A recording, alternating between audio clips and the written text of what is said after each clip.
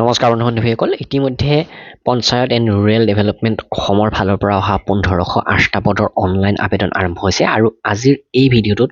online আবেদনৰ A to Z process আপোনালোকক কম সময়তে দেখুৱাই দিম লগতে মোবাইলত আবেদন কিদৰে কৰিব সেই বিষয়েও ইয়াতে গম পাব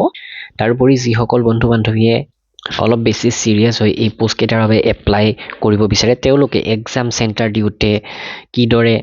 সাৱধানতা ল'ব তথা পোষ্ট প্ৰিফাৰেন্স কিদৰে দিব সকলোখিনি আমি ভিডিঅ'টোত আলোচনা কৰিম প্ৰথমতে ভিডিঅ'টো লাইক কৰিব আহক ভিডিঅ'টো আৰম্ভ কৰোঁ তো চাৰিটা কেটেগৰীৰ পোষ্টৰ বিষয়ে ইতিমধ্যে আমি ইয়াৰ আগৰ ভিডিঅ' এটাত সকলোখিনি আলোচনা কৰিছিলোঁ আৰু যোৱাকালিৰ পৰাই এই পদখিনিৰ আবেদন আৰম্ভ হৈছে আৰু 22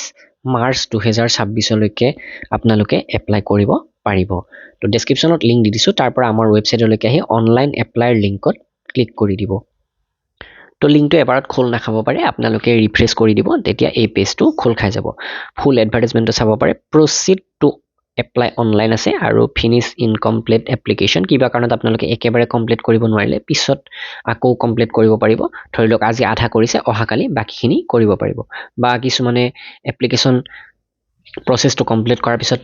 এপ্লিকেশন ফৰ্মখন ডাউনলোড কৰিব ৰৈ গ'ল তেওঁলোকৰ বাবে এই অপচনটো ৰাখিছে তো এতিয়া আমি এই প্ৰসিড টু অনলাইন এপ্লাইত ক্লিক কৰি দিম লগে লগে ইয়াতে আহিছে click here to select a post চাওক ইয়াতে যেহেতু চাৰিটা কেটেগৰী পোষ্ট আছে তাৰে তিনিটা কেটেগৰী কম্পিউটাৰ এসিস্ট্যান্ট গ্ৰাম रोजगार সহায়ক আৰু গ্ৰাম পঞ্চায়ত কোঅৰ্ডিনেটৰ কোৱালিফিকেশন একে অৰ্থাৎ যিকোনো গ্ৰেজুৱেট কম্পিউটাৰ ডিপ্লোমা হলে হয় তো তেনে ক্ষেত্ৰত এইকেইটা পোষ্ট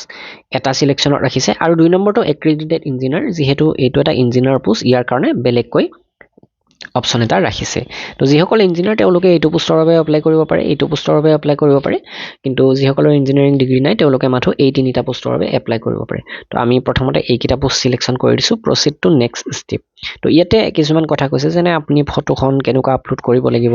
সাইনটো কেনেকুৱা আপলোড কৰিব লাগিব ডকুমেন্ট বিলাক কেনেকুৱা আপলোড কৰিব লাগিব সকলোবিলাক কৈছে তো এইখিনিৰ পিছত আমি প্ৰসিড টু নেক্সট তলত আছে এই অপচনটোত ক্লিক কৰি দিম তো মই ডাইৰেক্টলি মোবাইলতে কৰি আছো আপোনালোকে ইয়াতে চাই ল'ব পাৰে ধুনীয়াকৈ আৰু পিএনআৰডিৰ এইবোৰ এক্সামৰ বাবে এইখন পিডিএফ আপোনালোকে যদি বিচাৰে আমাৰ পৰা কিনি ল'ব পাৰে ইংলিছ মিডিয়ামত আছে বৰ্তমান তো এইখন পিডিএফত যিমানখিনি পাৰো এইবাৰ যি সিলেবাস দিছে সেই সিলেবাস অনুসৰি কন্টেন্ট প্ৰভাইড কৰা হৈছে প্ৰায় 9600 প্ৰশ্ন উত্তৰ আপোনালোকে এই পিডিএফখন লাভ কৰিব ইয়াতে পূৰ্বৰ পিএনআৰডিৰ এক্সাম পেপাৰো পাব আপোনালোকে তো এতিয়া আপোনালোকৰ নাম আৰু মোবাইল নাম্বাৰটো দি সেন্ড ওটিপিত ক্লিক কৰি দিলে আপোনাৰ মোবাইলত লগে লগে এটা ওটিপি যাব তো ইয়াতে ওটিপিটো অহাৰ লগে লগে আপোনালোকে ওটিপিটো বহুৱাই verify and go to basic ইনফোত ক্লিক কৰি দিব তো এতিয়া বেসিক ইনফোৰ ক্ষেত্ৰত প্ৰথমতে আপোনালোকে চাব পাৰে এক নম্বৰতে আছে সিলেক্ট পোষ্ট চইচ প্ৰায়োৰিটি তো আপোনালোকে এক নম্বৰ সিলেকশন কি পোষ্টত দিব তো কম্পিউটাৰ এসিস্ট্যান্ট দিব পাৰে বা গ্ৰাম रोजगार সহায়ক দিব পাৰে বা গাঁও পঞ্চায়ত কোঅৰ্ডিনেটৰ গোটেইকেইটা পোষ্ট প্ৰায় একে বুলি ক'ব পাৰি তো তথাপি আপোনালোকৰ ইচ্ছা অনুসৰি এই পোষ্ট কেইটা এক নম্বৰত এটা দুই নম্বৰত এটা তিনি নম্বৰত এটা দি ল'ব তাৰ পাছত name of the applicant already আমি বহুৱাইছো ডেট অফ বাৰ্থটো আপোনালোকে বহুৱাই দিয়ক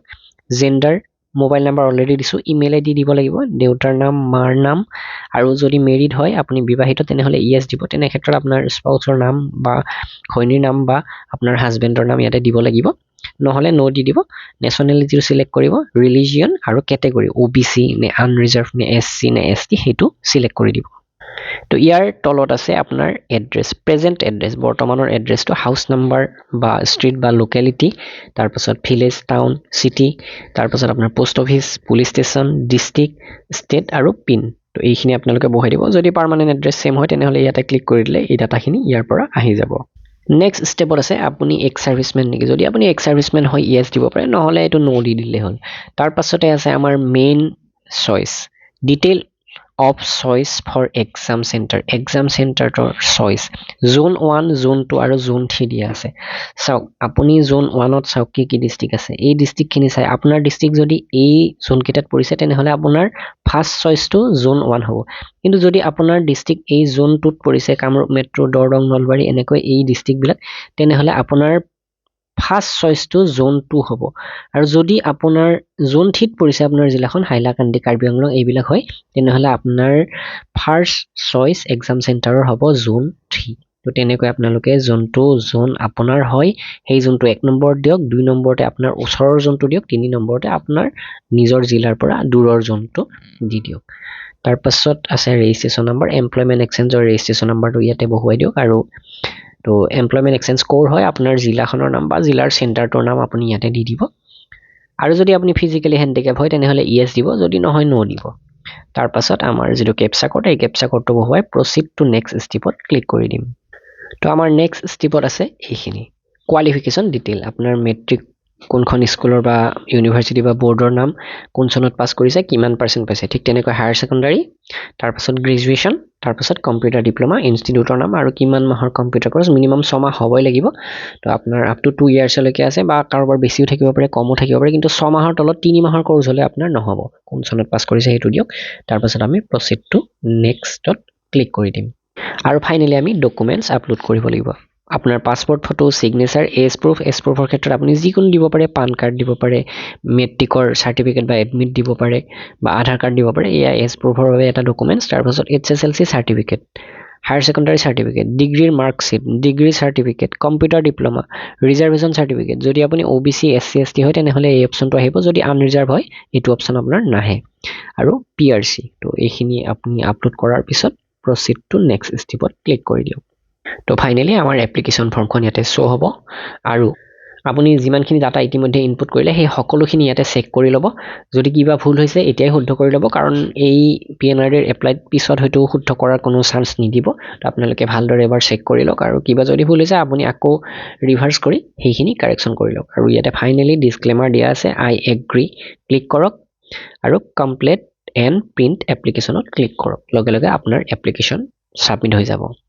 আৰু ইয়াতে আপোনাৰ registration number keep a copy of your acknowledgement receipt বুলি আছে ডাউনলোড ইয়োৰ একনলেজমেন্ট ৰিসিপ্ট ইয়াতে ক্লিক কৰিলে আপোনাৰ একনলেজমেন্টখন ডাউনলোড হৈ যাব তো আপোনালোকে কিবা কাৰণত এপ্লিকেশন ফৰ্মখন এতিয়া প্ৰিন্ট কৰিব নোৱাৰিলে পিছত প্ৰিন্ট কৰি ল'ব পাৰিব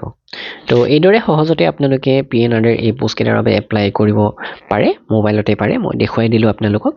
তো এইখিনি নিশ্চয় আপোনালোকৰ বন্ধু বান্ধৱীলৈকে শ্বেয়াৰ কৰি দিব ভিডিওটো আৰু লগতে PNRD বা আগন্তুক ADRE এক্সামৰ বাবে যদি PDF কিতাপ বিচাৰে assamgkpdf.com ভিজিট কৰিব ডাইৰেক্ট ৰিক্ৰুটমেন্ট 2026 বা 3 ৰ বাবে ইতিমধ্যে অসমীয়া মাধ্যম ইংৰাজী মাধ্যম সকলো PDF আমাৰ ৱেবসাইটত এভেইলেবল কৰা হৈছে তাৰোপৰি অল ইন ওৱান কোৰ্স আপোনালোকে ল'ব পাৰে অসমীয়া মাধ্যমত ইতিমধ্যে প্ৰস্তুত কৰা হৈছে প্ৰায় 50,000 প্ৰশ্ন উত্তৰ সম্পূৰ্ণ অসমীয়া মাধ্যমত আপোনালোকে পাব এই PDF খনত